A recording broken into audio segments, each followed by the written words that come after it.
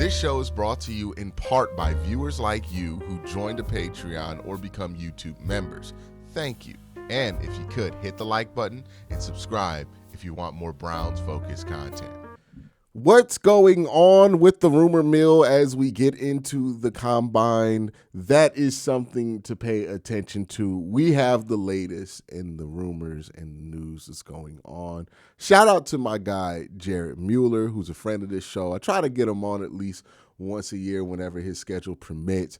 He has a big job out there working with SB Nation and Dogs by Nature, so he can't be on all the time, but I talk to him frequently. He's a good friend of the show, and he puts out an article every year of what he's hearing, right? He shares with us what he's hearing from Indianapolis. And look, I know from working with Jared and working with people who work with Jared a lot, and just communicating with him, he's really good with what he gets out there and what he talks about, knowing what's going on with the general scene of where the Cleveland Browns are. And I'm super happy that he's finally starting to get the notoriety that he deserves. But he puts out his article every year where he's breaking down what he's hearing so far, and it's interesting what he's hearing, right? So one of the things he said he's hearing is the NFL is even lower on this draft class at the quarterback position than fans and media think. I think I'm pretty much where the NFL is on this one. If you've noticed, ever since the possibility of Dante Moore or Mendoza was out of the Cleveland Browns' hands, I've been pretty strict with not drafting a quarterback entirely, especially after East-West in the Senior Bowl.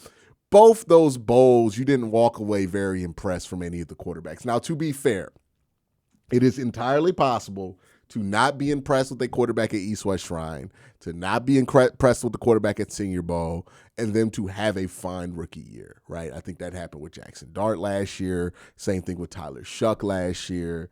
I don't know what Brock Purdy looked like in the East-West Shrine game, but I would have to imagine something similar there.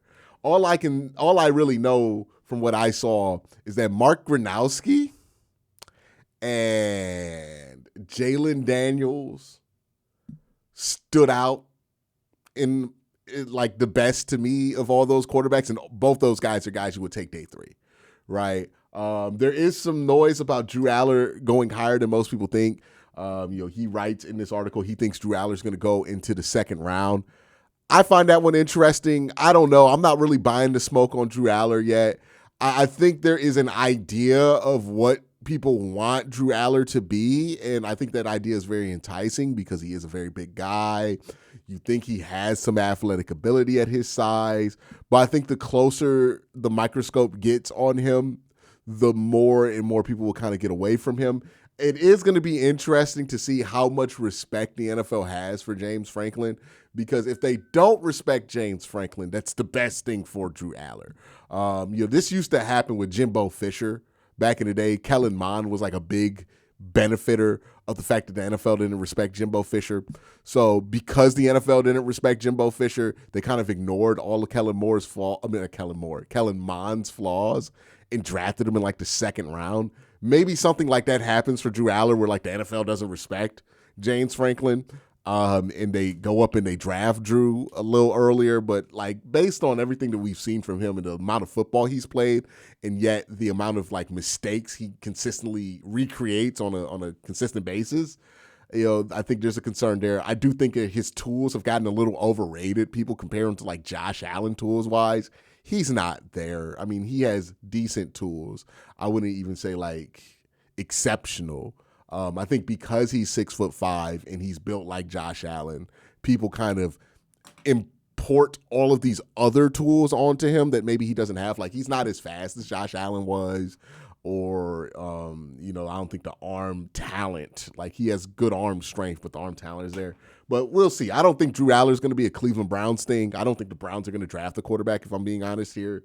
I think once they were out of Mendoza Moore, they were out of quarterback in this draft class entirely, and I think that does make sense for Cleveland and where they're at. He noticed that there's a bit more separation between church and state, between Todd Monken and Andrew Berry, where Andrew used to kind of speak as one when it comes to Kevin Stefanski. Now they kind of speak separately.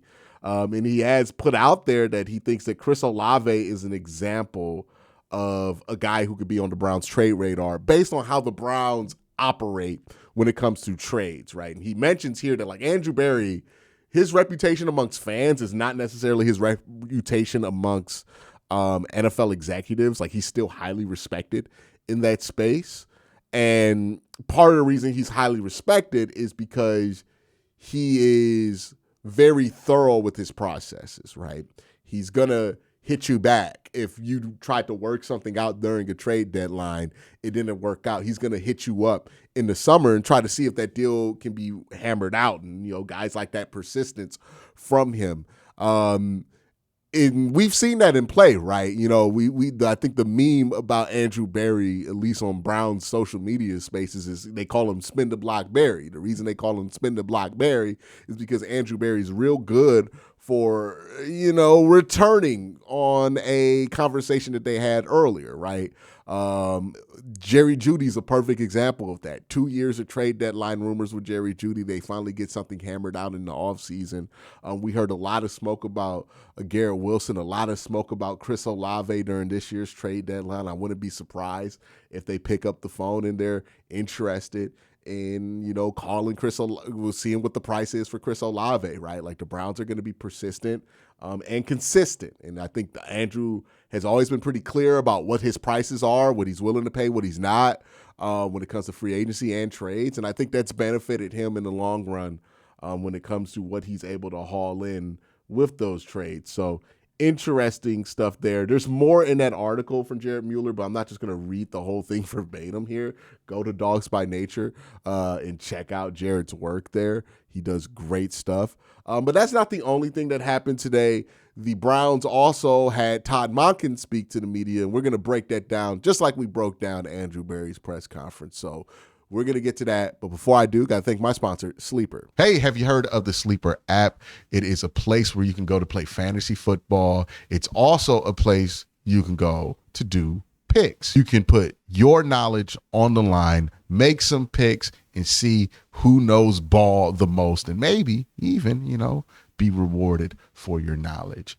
Go on the Sleeper app. Make sure you sign up using the promo code Worst Take, and you'll get 100% match on up to $100 when you use the promo code Worst Take. Make sure you check out the Sleeper app. One of the things I've noticed as a difference between Todd Monken, or I think the biggest and the starkest difference for fans, is how Todd Monken operates in media spaces versus Kevin, right? And I don't think Kevin was wrong for operating like this, and I don't think Todd is wrong for operating like this. I think it's just two different styles of doing it. But I think that's going to be the most notable change for fans early on until they start to see the results on the field is, you know, Kevin is very much corporate coded with his press conference answers. He's going to give you a lot of coach speak. He's very proficient in coach speak. And his goal at a press conference is to give as little information as possible, right? Like that's expressly his goal. Todd Monken seems to not be as focused on that, right, when he talks to the media. He doesn't care if he accidentally gives you some insight. He doesn't care if he, you know, is a bit more forthcoming with information. He seems more natural at press conference, where with Kevin, you could feel the coach speak. Like it was it became a meme for Kevin, right? Which again, like, you know, a lot of coaches are like that. I don't think that's necessarily like a bad thing. I do think the lack of transparency to the point to where the Browns were is not always like a good thing.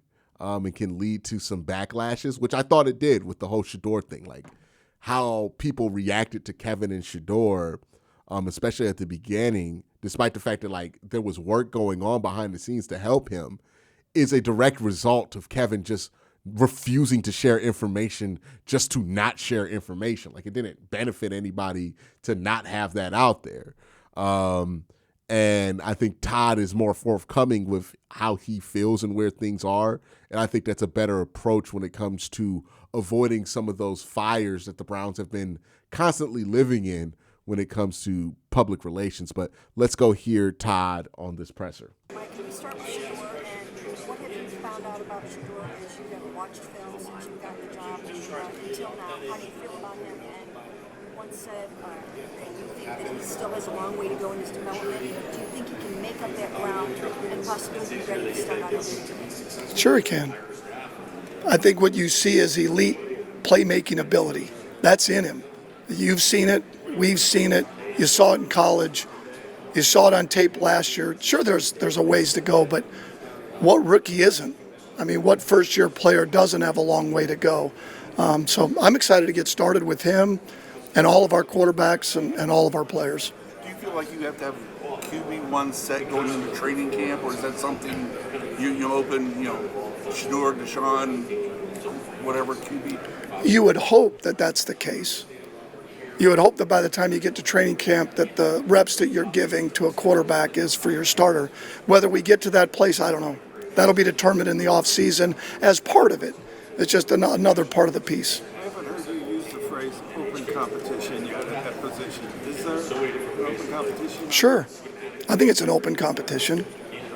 I mean, I don't know why it wouldn't be an open competition. And I don't mean that saying it harshly, but I don't think there's enough on film over the last couple of years, one way or the other, to say, boy, we have a starter quarterback yet, whether internally or externally. Do you feel it's important to add an external quarterback to that mix? I wouldn't say it's important to, but we're going to do our due diligence to make sure that our roster, that we put ourselves in the best position we can to score points, which starts with that position. Todd, you've been busy assembling your staff, but have you been able to... All right. So those are his questions about the quarterback position. I thought he pretty much laid it bare there. This stuff we know just from looking at the cards that the Browns have been dealt, right? He's not breaking any news here, but he's being very just straightforward with it. He's telling us what you see is what I see, right? And what we have seen and what we've talked about on this channel and on many other channels has been that the Browns aren't in a position to where they have a dedicated day one starter right now. Like, they have to figure out who's going to start for this football team at the quarterback position this year. And that's going to start in OTAs and probably linger in through training camp. So they're not operating as a team that thinks they have a quarterback. And when you're operating as a team that thinks that they don't have a quarterback, then you're always going to have an open competition. Now, what does an open competition mean in the structure of camp? Does that mean everybody's going to get first team reps? Or does that mean one of two people are going to get first, well, two of like four people are going to get first team reps? That's where it starts to get a bit murky and a bit more difficult to discern, what's going on where. I think if you're the Browns, the first thing you have to do is your due diligence on Deshaun Watson, obviously, right? You have to see if he's going to be in shape to actually give you anything this year. If he is, then you'll take it. If he's not, which is more than likely the outcome for a player who's had 2 Achilles tears, has had a throwing shoulder injury, and has missed in the last, 5 years, almost 1,000 days of football. Like, I don't have any expectation that Deshaun is going to be at a place where he could provide starting level quarterback play because of those reasons specifically. But you got to do your due diligence, right? You got to see him out there at OTAs, let him get in some 7-on-7s and see how he looks. And if he looks fine, then you'll give him a shot to start, obviously. If he's not looking good, then you know what you got there, right? You know what it's looking like. You can put that on the back burner. After you figure out what you have with Deshaun, what do you have elsewhere on the roster? Are there other guys that you can bring in to compete at the quarterback position? Did you bring in some other guys? Like, did you trade for a young guy or something like that? And then figuring out what you want to do there as well. I think this is where we've known the Browns quarterback room to be for about a year now.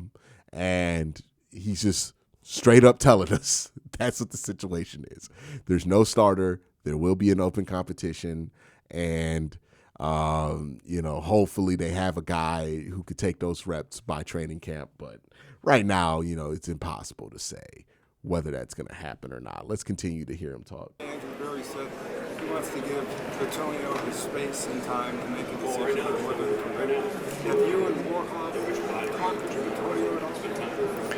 He came up to the office a few weeks ago, and we tried to talk him into it right then.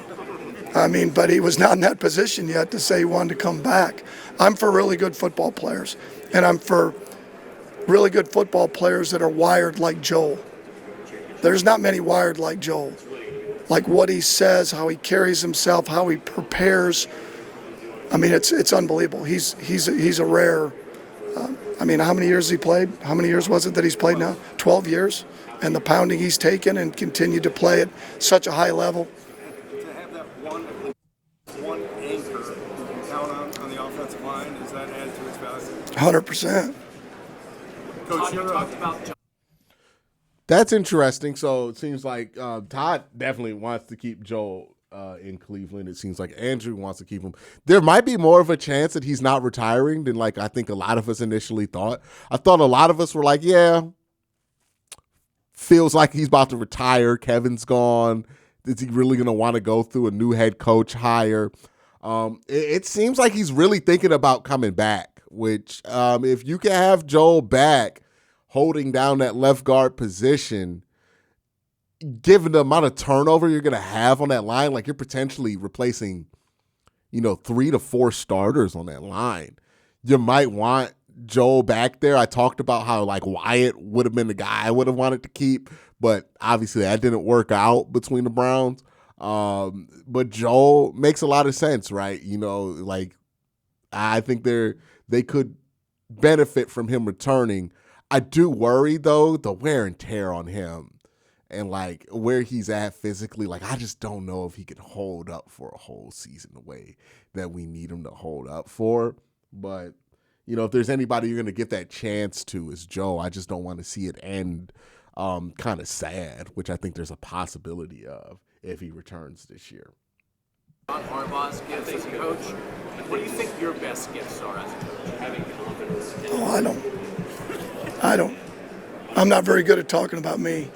I don't know. Maybe a lot of guys are. I don't know. It's coaching football. Is there anything? When you look at Deshaun Watson working out down the board, I don't know if you've seen any of that, but what gives you the confidence, perhaps, that Deshaun Watson, who hasn't really started the full season since 2020, can come in here and make a legitimate run at the starting job for the Bucs? I think any time that you have a player that at one time has exhibited the skill set at an elite level, I think you're always going to give them the benefit of the doubt that somehow we might be able to get that out of them again.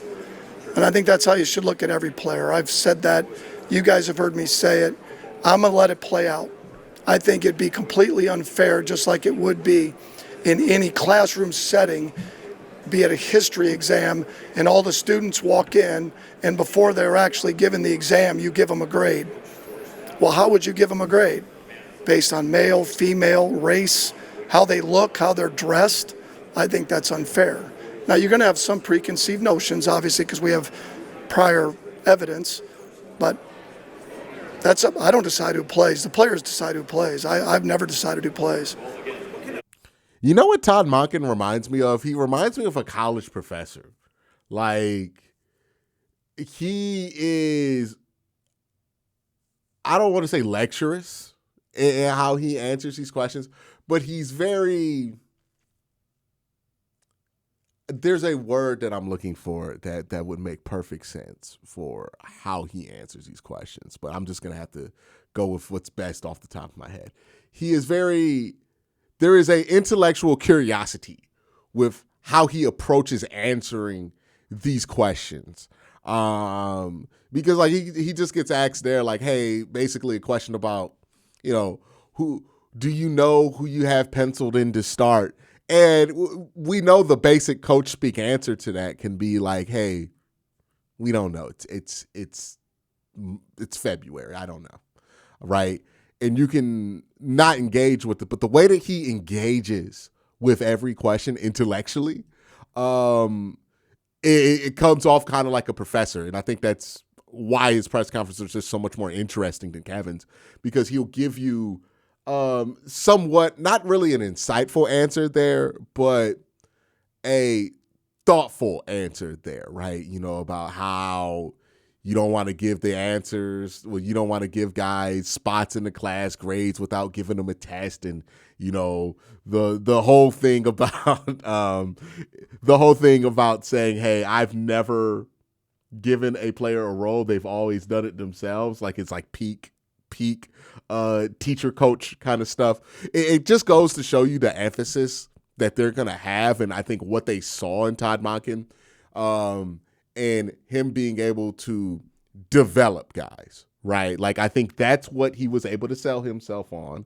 I think that's what carried him through the process, and I think that's what stood out with them, and you're seeing through these interactions and press conferences what it is about Todd that stood out during the process that made them come out and be like, hey, we think he can develop guys. We think he can teach guys. Like, that part being able to track makes sense. And that's kind of all we can really tell right now. Obviously, he hasn't put rubber to the road yet as a coach, but you just want to confirm with these press conferences that this is somebody you can imagine in a interview style situation who can sell you on an idea, and you can see why that idea felt like something you can buy in on when you hear Todd Monken speak in these press conferences. And I think we're getting that from him.